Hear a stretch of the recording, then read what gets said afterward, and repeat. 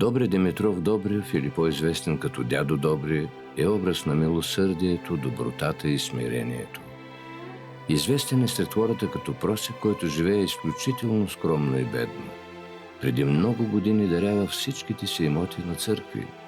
С милостинята, която събира от хората, реставрира православни храмове и манастири.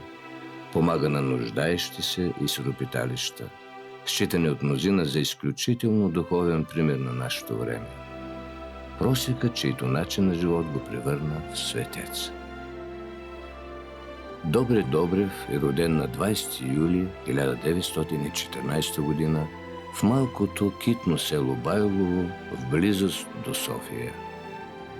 Той е най-малкият от 4 деца в семейството на Димитър и Екатерина Добреви.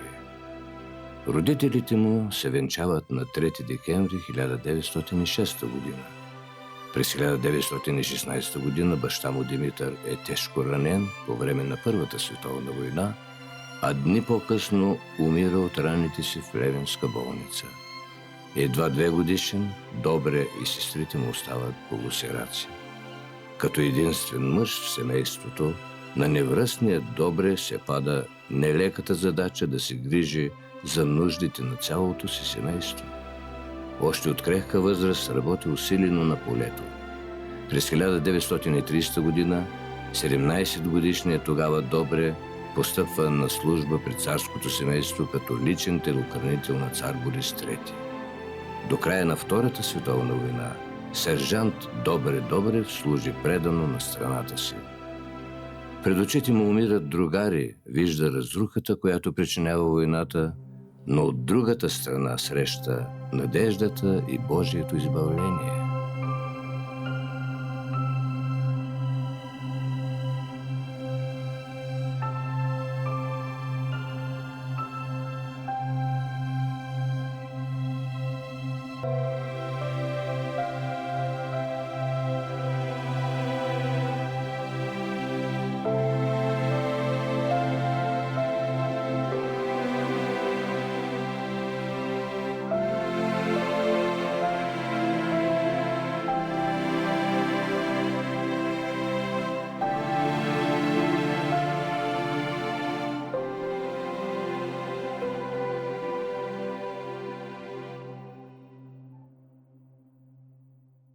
Unsere erste Station führte uns in die Vereinigten Staaten, nach Portland, zu einer Buchautorin und in meinen Augen zu einer humanitären Aktivistin. Jen Baisley hatte über mehrere Jahre eine sehr enge Freundschaft zu Dobre Dobrev aufgebaut und hat einen historischen Roman über Bulgarien, den König und Dobre Dobrev geschrieben, der mit dem begehrten Christie Award ausgezeichnet wurde. Gleichzeitig ist diese beeindruckende Frau ein Teil der Organisation All God's Children, die über 3000 Waisenkinder zu einem neuen Zuhause verholfen hat. Well, it's really kind of an amazing story. I traveled just for a normal trip to Bulgaria in May of 1996, and our doctor met me at the airport and he says, "Oh my dear, you've come at the most perfect time. Our king's coming back after being exiled for 50 years."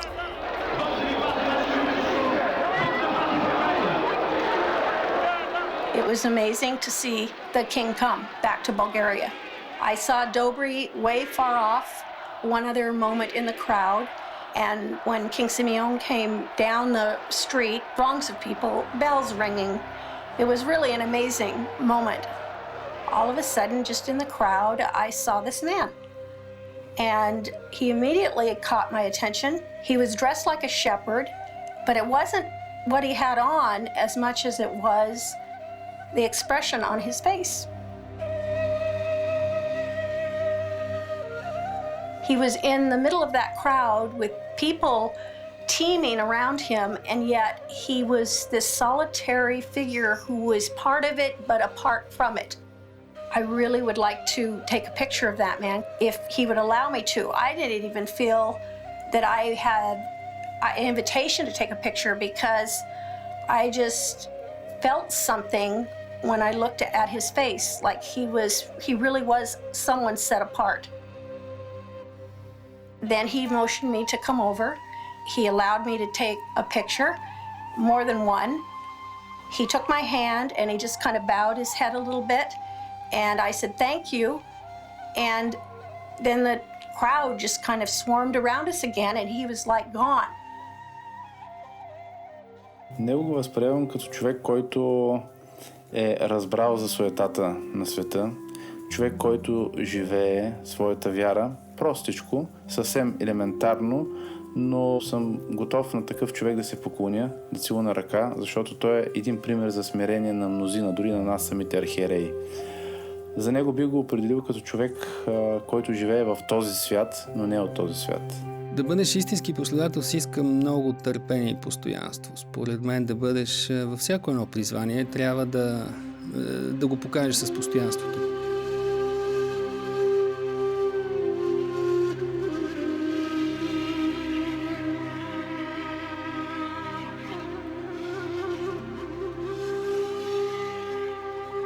Ich glaube, es gibt ganz selten Menschen, die so sind wie Diado Dobry. Diese Art von Menschen folgen einer Mission und folgen ihr uneingeschränkt und unwiderruflich. Er lebte in einem kleinen Zimmer, schlief auf den Fußboden, spendete ausnahmslos alles Geld, was er besaß und half Menschen. Er führt eigentlich ein Leben eines Heiligen in völliger Demut. Трябва да разбирате православието, за да ви е ясно какво прави дядо Добри. Просто нашата вяра е такава. Тя е различна от протестанти и от католиците. Бай Добри изпълнява правилата на православието. Не трупайте богатства на земята, дето крес ги подкопава и молец ги яде. Апостол каза, една жена е пуснала само 2 стотинки в каста. Вика, тя даде повече от най-богатия, че 2 стотинки за нея са много. Няма претенцията, че прави нещо. Доколкото аз съм го виждал, не търси парадност, не търси да обяснява какво прави. Той го прави, защото нещо го е предизвикало или в някакъв момент от живота си е получил някакъв зов и го следва. This was really an amazing day. I said it for 2 reasons, really. I got to see a king return, but I also saw another man, a shepherd. I said, next time I come back, I want to find this man. And so that's how I met Dobry without really meeting him. Добър ден на всички. За първи път съм пред камера. Искам да ви се представя. Богдана Добрева Димитрова съм. Родена съм в Байлово, Софийско. Ние сме 4 деца. 2 брати и 2 сестри. Аз съм една от най-малките. Сестра ми и големия ми брат всъщност са имали така по-голямо притеснение по времето на отсъствието на моя баща. Тогава е било ТКЗС-то и те са работили и са помагали на майка ми. А пък баба ми е оставала в къщи, за да гледа по къщнината. Бог ми каза, Божията майка ми каза. Плануваме един манастир и родиеме на този манастир, ама видох, че нема слайбия там. И после една жена, така като изложени дрехи, като моите и моята жена при ней. Викам, каква е тази жена? Какво е името? Тя вика, името е Мария. И тогава цънувах манастире и ми се показва тя така, да давам пари.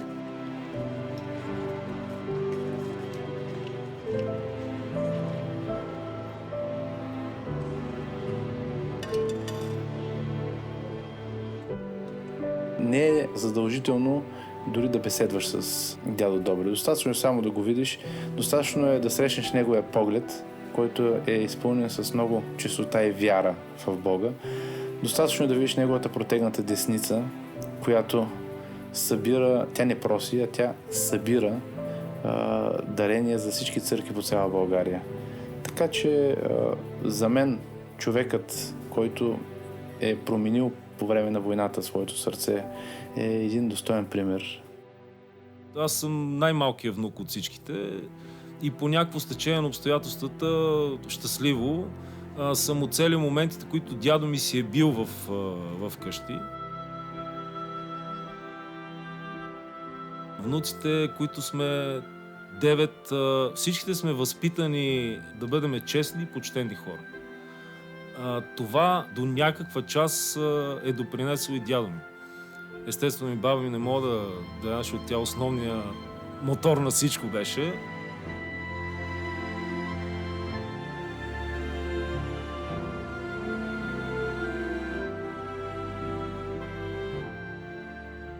Той е избрал светският начин, който да бъде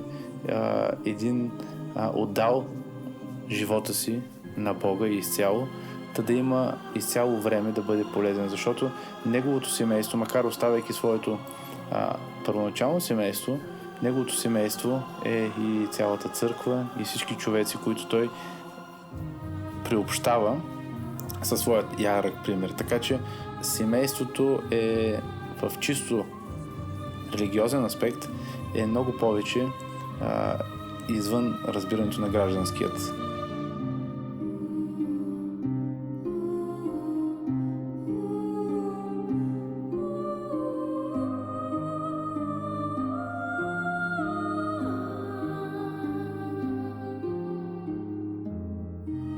На 7 години бях, когато майка ми ме заведе в манастира на Драгалевци. Баща ми беше там послушник, отглеждаше животни и постоя много малко при нас и си тръгна. Не гледайте семейство сега.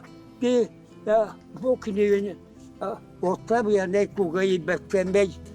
Какво си ти взе, може да остави без тебе. Знам си, защото ти дълбоко мислиш за Бога и ти е повече за Бога. А семейството ни лаже. Измамата ни лаже, дори към семейството и забравиш Бог, като не едно дете да вече играчи, то забрави. Да не бойте се от видя във Бог, то е за вечно всичко.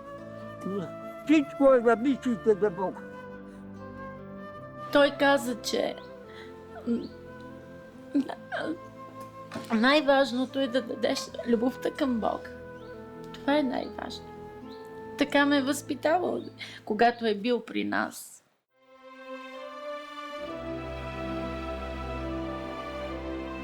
Катерина. Да, твоята майка.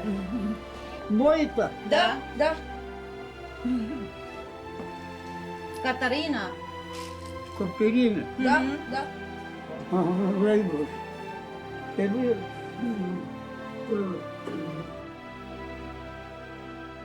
Майка ти се казваше Катерина, нали? Ага. Катерина. Я съм остала на 2 години без баща. Войната това баща ми е убит тогава. И майка ми с 4 деца ни е гледала. В ралото, в село дървено рало, работя на земята. Той всъщност не беше в Байлово, когато майка му почина. Ние не знаехме точно в кой е манастир, за да му се обадиме. И тая е причината да погребем баба ми без него.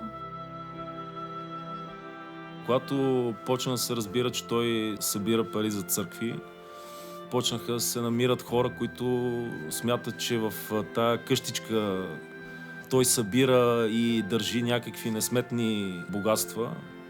Няколко пъти разбиваха къщичката, стената разбиха, влязаха оттам. Естествено нищо. Остана само с уплах, защото дядо ми го преживяваше много сериозно. Метейки в къщичката му, аз намирам 20 стотинки или 10 стотинки или 1 лев и ги слагам в една кутия от риба. А той ми е казал винаги, още когато почна да събира парите: Богдана, тези пари са страшни. Никога да не си посегнала. Пред храма го казвам, Божия дом, никога да не си посегнала. Ако имаш, дай, но няма да вземеш, защото вика, те носят много нещастия.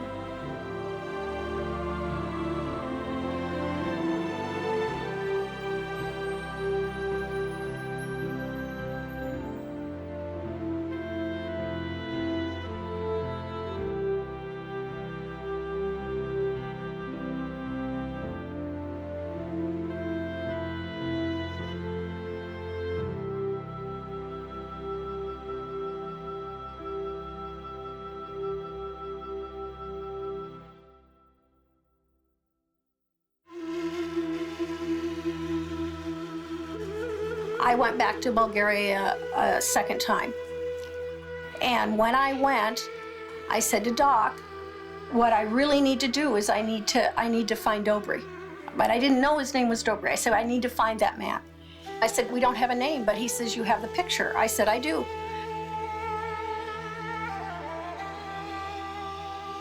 So we got in the car one day and he drove to a village south and just picked it out of the blue and got out of the car. I was sitting in the car. He took the picture, went to the first door, knocked on the door. The man shook his head and I'm thinking, this is never gonna, we'll never find him. And at the second door, the man starts pointing and he's talking and Doc's smiling and he says goodbye and then he comes into the car and he says his name is Dobry and he lives in Bailovo and we're not that far.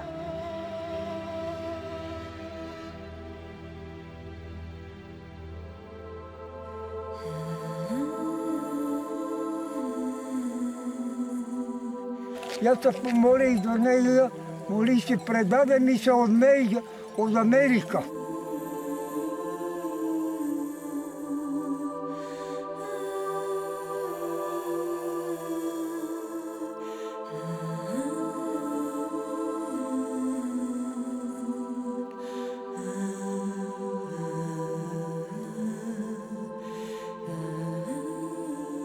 Село Байлово е место, където винаги се е развивало най-много духовността. С това е известно, така и в днешно време. И ние в момента се намираме в духовния център на селото, храма Свети Кирил и Методий. На Байловската църква Дядо Добри е помогнал. Вие виждате, че този храм е храм, що годе е в добро състояние. Той е помогнал за ремонта му както отвътре, така на покрива в храма. Дядо Добри си е байловчанин, той си е родом от тук, от това място. Бил е един от видните байловчани, много работлив човек, имал е голямо стадо и в един момент от живота си решава да посвети останалата част на своя живот изцяло на Бога и на това да възстановява православни храмове, което не е случайно, защото в днешно време ние виждаме, че живеем в един материализъм, където хората забързани в своя живот и ежедневие изобщо не мислиме за духовността и за това какво става с нас.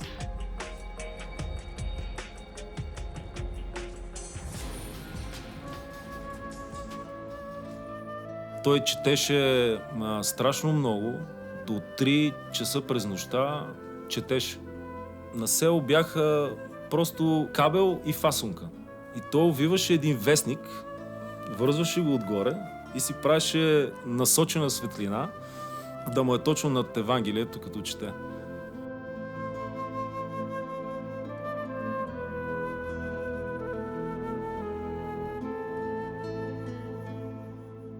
Намираме се в съседното на Байлово село Белоповци, където имало един стар манастир, в който се намираме всъщност и сега ние, посветен на свети пророк Илия. Манастир, който беше в една голяма разруха, нямаше обитатели в последните години, а в древност е бил много посещаван и всъщност дори предхожда селото.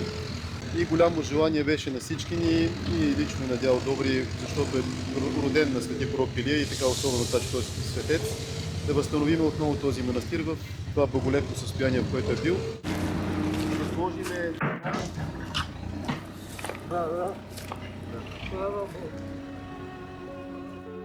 stand ziemlich oft vor meiner Gemeindekirche, die ist ja auch hier in der Zentrum. Und ehrlich gesagt, ich habe gedacht, das ist eine von der vielen Bettler, der eine gute Tarnung gefunden hat. War ziemlich also interessant, ein alter Mann mit dieser alten Kleidung, so als er aus der 18. Jahrhundert entsprungen ist.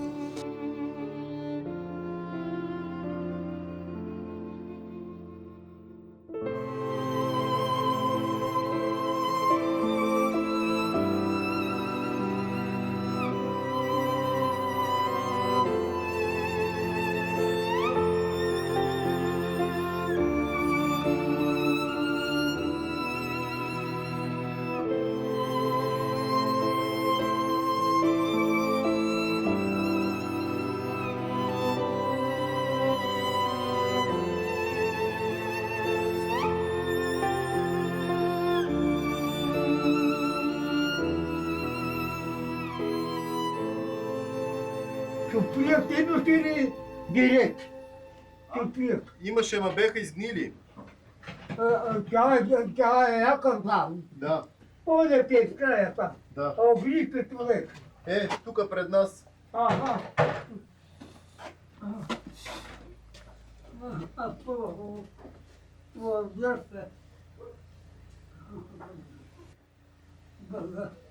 Той сега го подменихме, той е нов. Спряхме цялата вода отгоре. Сега вече не влиза. Отгоре направихме дренаж. Добре работи, работи. 15 дета си до 11 си игрия. Той само не е разбирал. И върти не пета. Дай Боже. Много хубаво. Дай Боже. Ами аз познавам дядо Добри от преди 20 години, като един прекрасен духовен водач. Той дори седейки на стълбището на храм Свети Александър Невски, събира всяка стотинка и тя отива по предназначение, било за даден храм, било за дечицата, които са в дома на отец Иван в Нови хан, било и дори за обикновени училища. Посещавал е нашето село и се е занимавал с благотворителна дейност, като е финансирал църквата Свети Георги на нейната 150 годишнина. В Елесиите поправяха, после в Горни Камарци и село Април, на Свети Симеон Съплик. И него сега обстановиме. Кръстова гора. Там съм дал хиляди, ама колко съм, не съм ги видял. Хората не могат да повярват, че един старец, който седи в кавички проси пред църква, може да направи такова дарение. Трябваше да дойде момента, в който той да излезе в медиите, че е направил дарение на Александър Невски, на толкова много места, за да могат хората да им се отворят очите, че дядо ми е нещо различно от просек.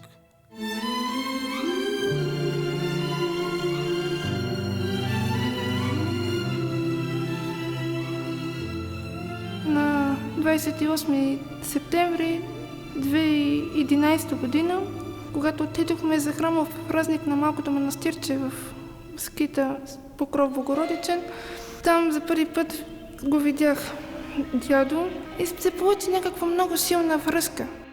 След това имах големи изкушения, нападения, защото като желаеща да живеем монашески живот за Бога монахиня, дявола много нападаше с съмнение, с колебание, с притеснение, дали въобще съм за тук, дали има воля Божия да съм монахиня, дали въобще трябва да съм в манастира. Не знаех дали ще мога да се справя. И се молех на Бога, Бог да ми изпрати човек, дали има воля Божия от него да остана тук или да си ода в света. И след 3 дена дядо на 2 януари 2012 година към 10 часа беше сутринта и дядо идва и ми извика, пък аз бех вътре. И отивам при него, той ме фаща за ръката и ми казва: Бог ме прати да ти кажа, че той лично за Света Богородица за ръце са те довели тук. И ти си тяхно дете. И те имат грижа за тебе. И ми казаха да ти кажа, от тук да не мърдаш, че друго място на земята няма за тебе. Като чуете от някой Божието, влезат да подиграват. И така полеква дявола е като една болест. Земното училище не е като вечното. And I remember in particular one woman who had a child, maybe 8 or 9, who was very sick. And you could tell just by how the child was acting. And Dobry had an encounter with her that I will never forget. He saw this woman and she came immediately to him and he put his arm around her. And the little boy was by her side and she was saying something to Dobry about the child. Dobry was looking down on him and then his hand was on his head and then he said a few more words to the woman and then all of a sudden he had his hand on her shoulder and he cupped his hand around the neck of the child, kind of like that, and started to pray. думите му бяха: не се тревожи, аз съм се срещал 2 пътя с Господ. Пак ще се срещна и вест за вас ще нося. Аз почнах да плача и викам, нали, много ни е лошо заболяването, няма как да стане. И той вика: ще стане, вярвай, ще стане.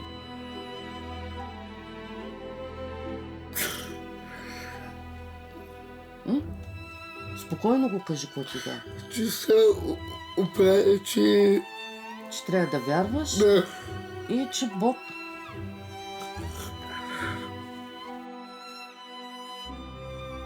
Може ми говори. Да.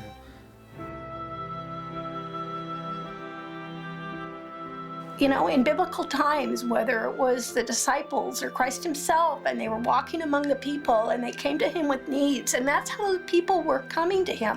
And it was like happening right in front of my eyes. And I just thought, God, who am I that you would even allow me to be here or see this or even capture it in a photograph? Because it was so tender and so full of God's love. На мене приказки не са ми разказвани. На мене дядо ми разказваше притчи. Това е с което съм израсъл. При него приказки, така наречените светски, нямаше. Малцина от нас имат истинското щастие да получат тези безценни дарове. Повече да почувстват, повече да видят, повече да се докоснат. Този тип хора са редки, уникални и различни. Те не могат да бъдат напълно разбрани от нас, нормалните хора.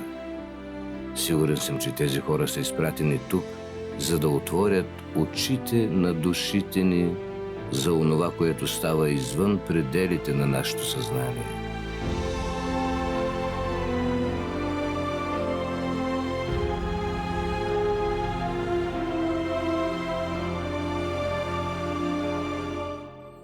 Всъщност, всичко е много просто. Всичко, което се случва около нас, си има своята причина. Ние сме свързани с всички и всичко. Всичко около нас е енергия, добра и лоша. От нас зависи по кой път ще поемем.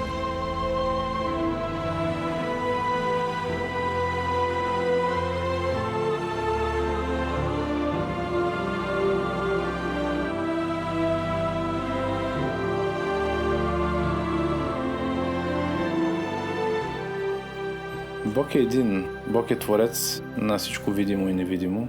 Конфронтацията между религиите са изцяло човешко творение, защото Бог е любов. Няма религия официална, която да проповядва да мразиш, да хулиш, да убиваш.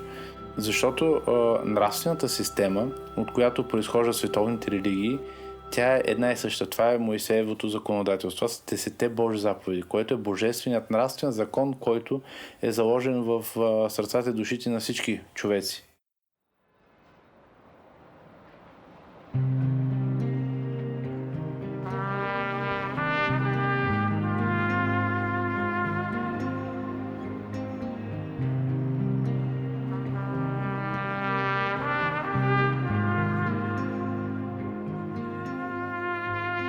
Дядо Добри е познат на цяла България, вече и далеч извън пределите на България.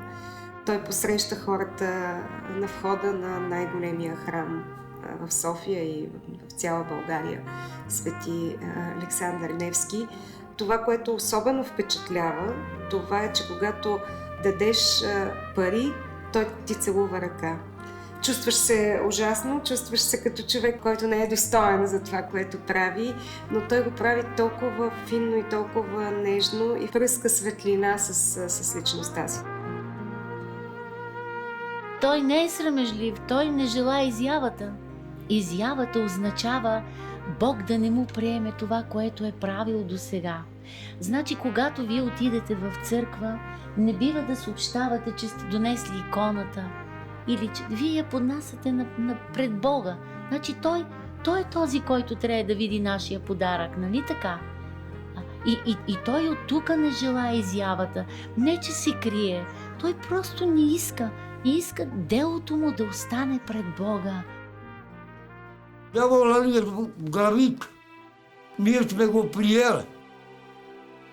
Да си влиза до Бога и ядеш поведнъж нещо. И може да и не да ядеш много, ако може така. Ти като ядеш само леп, нема приядеш, ама и нещо да ме значи, че гледаш да ти не е пълн корем. Ти е леко, изпитал съм го, ама паднах и не мога да дигна тега.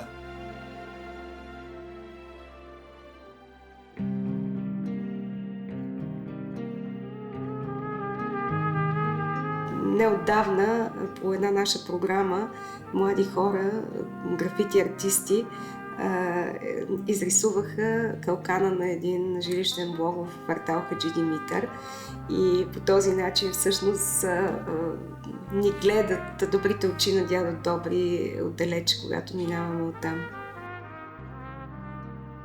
Още в първите дни имаше повече от 2 милиона лайка на самия имидж. По-нататък не знам, не съм ги броил, бяха наистина много. Това показва, че хората имат глад към точно този тип неща. Имат нужда от нещо по-духовно в живота си. Това материализъм по никакъв начин не помага.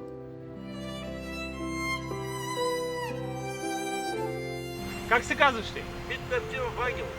Познаваш ли дядо Добри от църквата? Да. Какво ще кажеш за него? Много е добър. Нали? Жив и здрав да е. Винаги идва при мен тук, хвалява ми ги овца.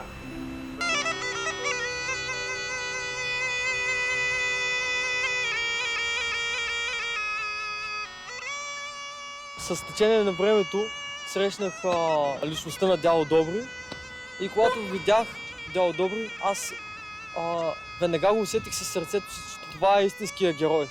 Не само на България, ами въобще той дава пример на целия свят какво трябва да се прави и как да се прави. Как човек да си устрои живота, за да стане съвършен.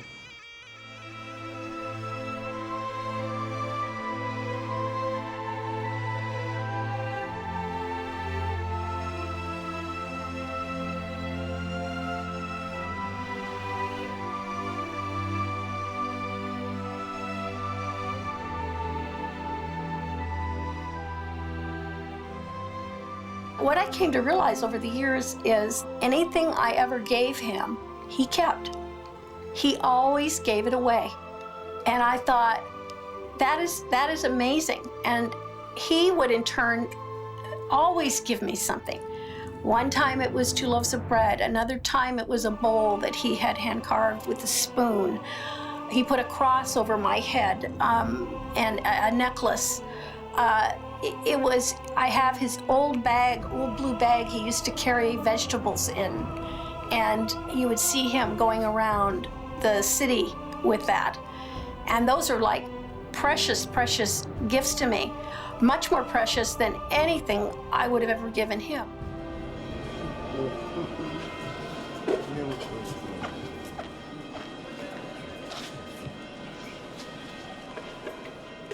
Дядо Добри е изключително скромен човек, що се касае до себе си и до живота си. Той, дарявайки, събирайки милостиня за църквите, живее изцяло на това, което хората му подават. Кой каквото му донесе, това яде, с това се храни. Самия в къщата му, в стаичката му няма нищо друго, освен една черга, която е послал на земята, върху която спи. Едно кътче с икони, което си е тук непрестанно се моли. И една печка, която зимата слага дърва. Няма нищо излишно, абсолютно скромно.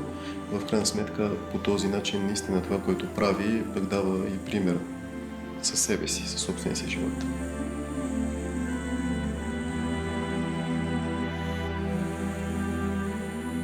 Един път бех ходила Чичо ми, той му е горе къщата накрая и слизаме заедно и той сложил на рамо притки. Пак за някаква бабичка ги носеше тия притки. И ми каза, че на 94 ли беше, на 5 години. То си му е вродено според мене. Той се на болни помагаше, на стари, на много, то не един и двама. Wir sollten uns mal vorstellen, im Alter von 95 Jahren in die Berge gehen, Holz zu hacken und für bedürftige Menschen herunterzutragen. Mit 95 Jahren? Das ist schon enorm. Menschlich gesehen sagt das eine Menge aus. Mehr als alle Spenden, die er je gemacht hat. Едноличен управител на България представи Втора световна война до смъртта си в края на август 1943 година е цар Борис III. Той обаче е роден и отрасъл в България и всички изследователи пишат, че той е по-скоро българин, отколкото немец. На 3 март 1941 година той приема да влезе в Уста, защото преценява, че повече не може да отказва. На брега на Дунав стои 680 000 немска армия, която казва, ако не се съгласиш, нахлуваме в България. Я съм служил с него. Не му съм служил. Ти си бил войник за него, така ли? Да, в дворето съм се говорил, ясно. Той гледа на филмата и ми гледа певикан.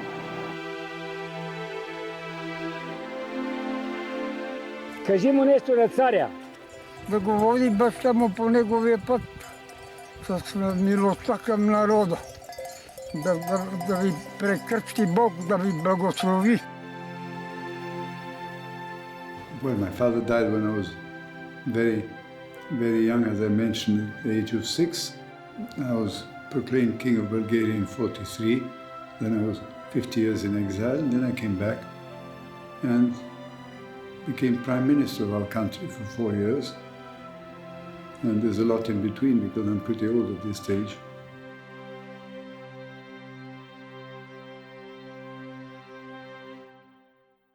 I think I first met him in 1996. I think the people pointed him out to me, and then I've been seeing him because when I go to church, in particular in Alexander Nevsky, he's usually there, and of course there's articles about him and things because, as I say, he's really become very famous. I'll send him, when you see him, send him my very, very, very best greetings and congratulations for the publicity he's getting. I mean, that's a nice reward at this age to be recognized, I think is quite wonderful.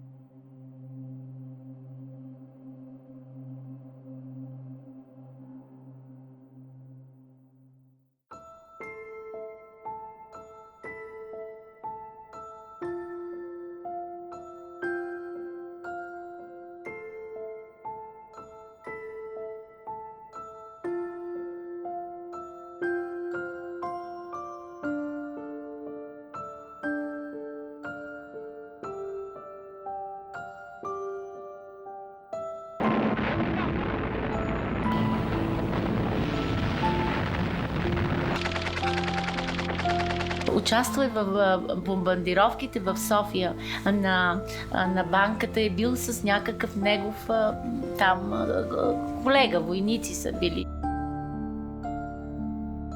Я всичко помня, я съм чоридия на банката, на покрива горе. Ти беше там? Там бех. И падат 2 или 3 бомби, от която едната бомба цепи банката на 2, пада неговия приятел и той го вижда как той е мъртъв долу. Втората бомба го отнася и него и той пада, обаче той остава жив. От две ранена, а мен ма Бог извади.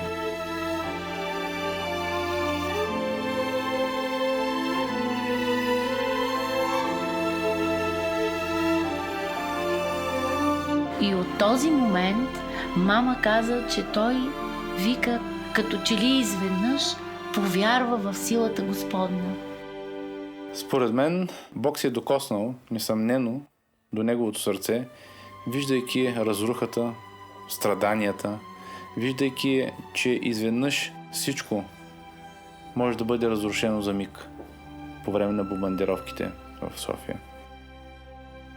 Може би, виждайки разрухата, бомбардировките, страданието, смъртта, той е осъзнал, осмислял преходността на всичко суетно в този свят и оценявайки, усещайки Божията крепка десница, която го е избавила да остане жив, го е накарала да се отдаде, да служи на Бога през целия си живот.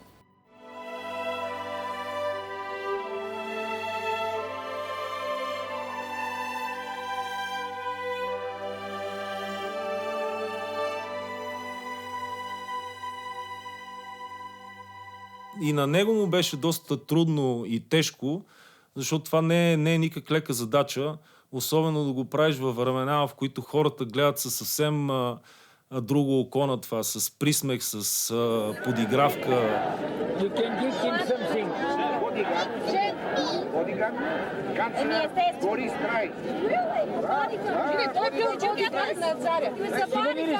О, ти са от мен. Нека да видят на Борис Трък и бодигарда докъде сте. Ще сби на бодигард с Кинг Борис Дътър. Не, това е като сега. Самата система, полиция, многократно го е... Дори ми е гадно да го кажа, но го е прибирала, бръснал глава, брада. Това е абсурдно, но е факт. Но и това не го е спряло. Какво мислиш, какво ще ни пита Господ, като умрем, като сме пред Него? Пита кой какво е да правил там мъчът. Тук в съседните места имаме ангел. И ангел ти казва, защо направи това, защо не се направи. Това също, ако си продължава, ще бъде осъдени при Бога. Скидеш в ада, под земята. Има такива наказани декте път. Душата няма, тя не умира. Там отива наказание, кой какво е правил. И той е там вечно. Благословено е царството на Отца и Сина и Светия Дух, сега и винаги во веки веков. Смирна Господа да се помоли. Mein größter Wunsch war, dass mich Diado tauft. Wir fragten ihn, ob er das machen würde, und er hat ja gesagt. Die Nacht vor der Taufe war eine lange Nacht. Ich konnte nicht schlafen. Ich war sehr aufgeregt. Am nächsten Morgen sind wir dann alle zu der Kirche gefahren, nach Beilowo, wo auch Diado wohnt. Und dort hat Diado bereits schon gewartet in der Kirche. Alles war schon vorbereitet. Das fand ich schon sehr speziell, weil für mich ist er wie so ein Engel. Und dann kam die Sonne und die ganze Kirche war hell erleuchtet, nur von der Sonne. Großvater Dobre hatte mir 2 Herzenswünsche anvertraut. Der eine war, einmal Jerusalem zu besuchen und der zweite, König Simeon wiederzutreffen. 83 Jahre zuvor war Dobre in der Leibgarde des Königs und hatte dadurch eine tiefe Verbindung zur Königsfamilie. Unser Wunsch, mit ihm Jerusalem zu besuchen, war undenkbar, da er die Strapazen der langen Reise höchstwahrscheinlich nicht überstanden hätte. Daraufhin kontaktierten wir König Simeon und Königin Margarita und luden sie zu seinem 101. Geburtstag nach Beilowo ein. Der König und die Königin nahmen die Einladung sofort an. Das war einer der schönsten Momente, die wir mit ihm teilen durften.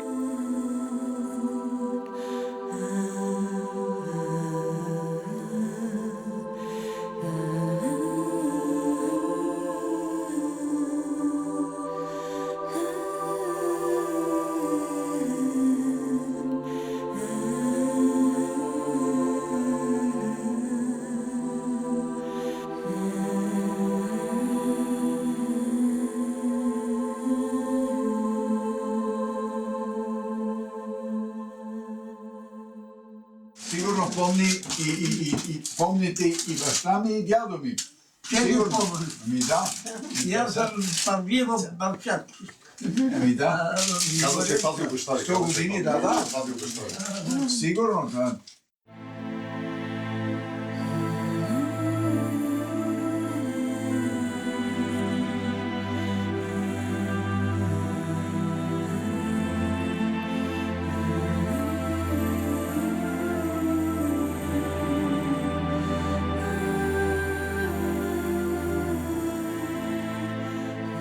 Само да разберат да всичко там от душите.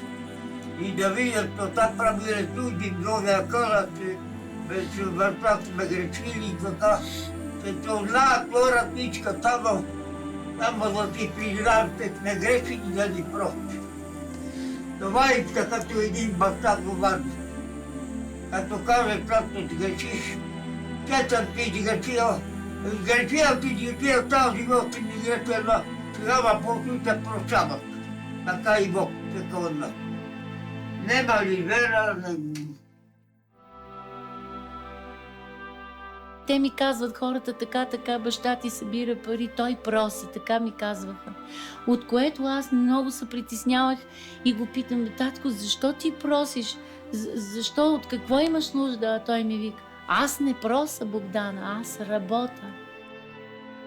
Сънувах в Елешница, манастира е паднал. И яви ми се майка Богородица и ми рече така, дидеш в Елешница, моя дом пада, ако ти е възможно да почнеш да събираш и да ми го възстановиш.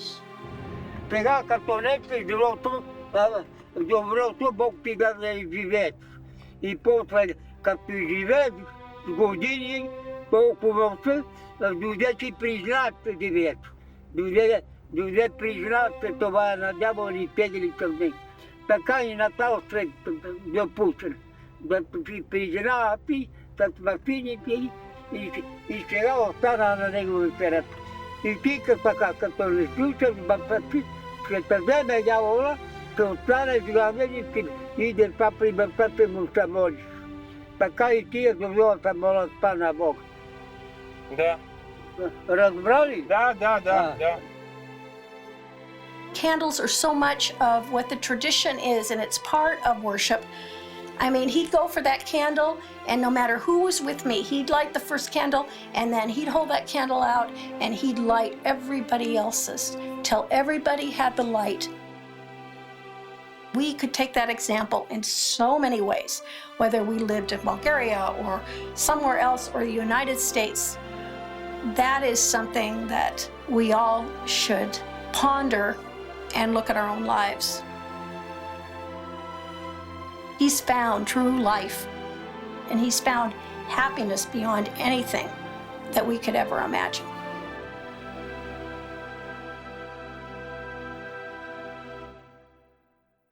Забележете как държи свеща. Ръката му колко е нещо много истинско. Той не е луд, той е с подредена мисъл, той не прави нещо, което не е редно. Той е човек отдаден на Бога по пътя на светиите. Той живее по този начин. За него да има един картоф и половинка хляб, той има всичко.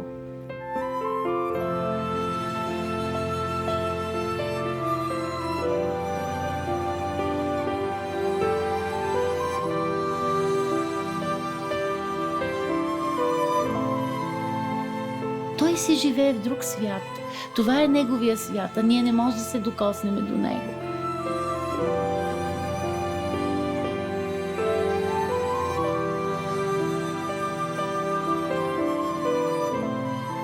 Той е прав.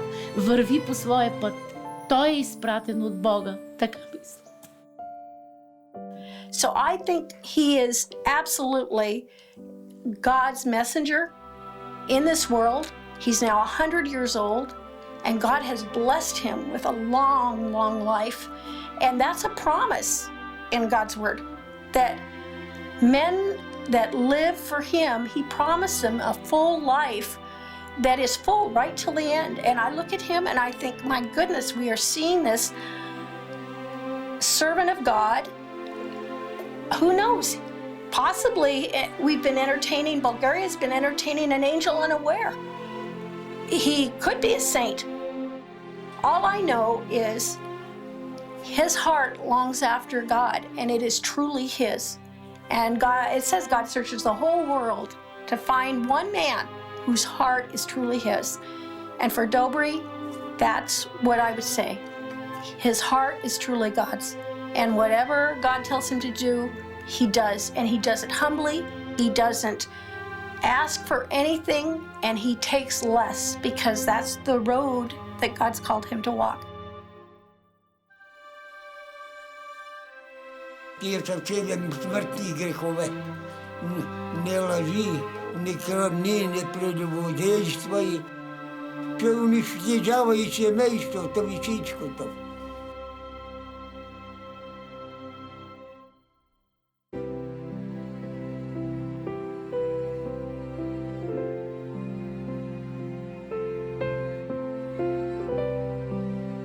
Най-хубавият ми спомен е бил тогава, когато той беше при нас. Най-хубавият ми спомен.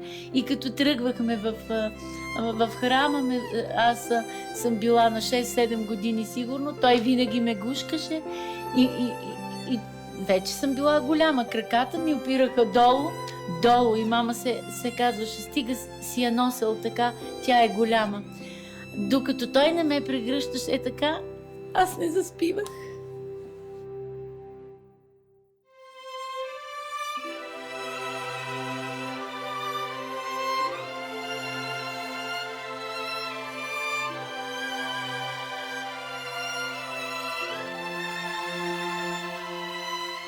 Така или иначе за мен дядо ми не е мъртъв.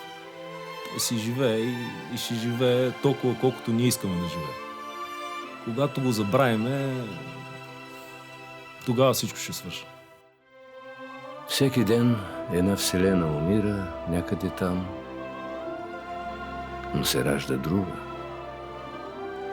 Край не настъпва, а само промяна.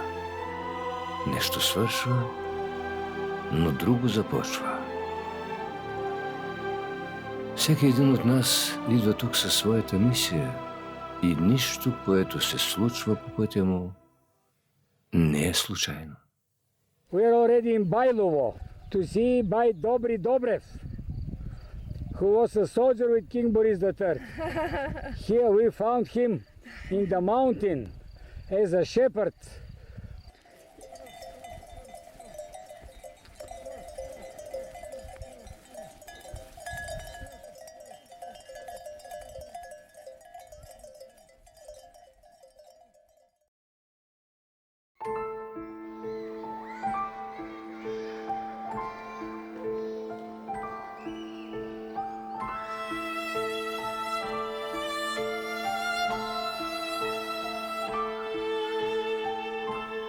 Walking alone now with tears in my eyes.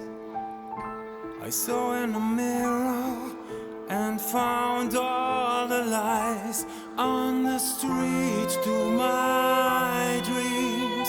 I was so helpless and blind.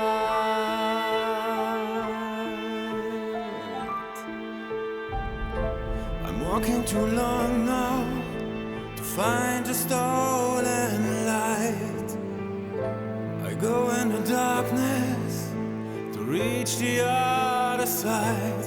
All my hope, all my love, falling apart in the night.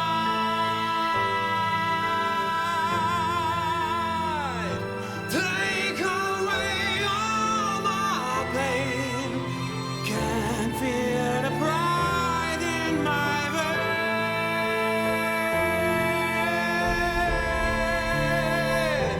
I fly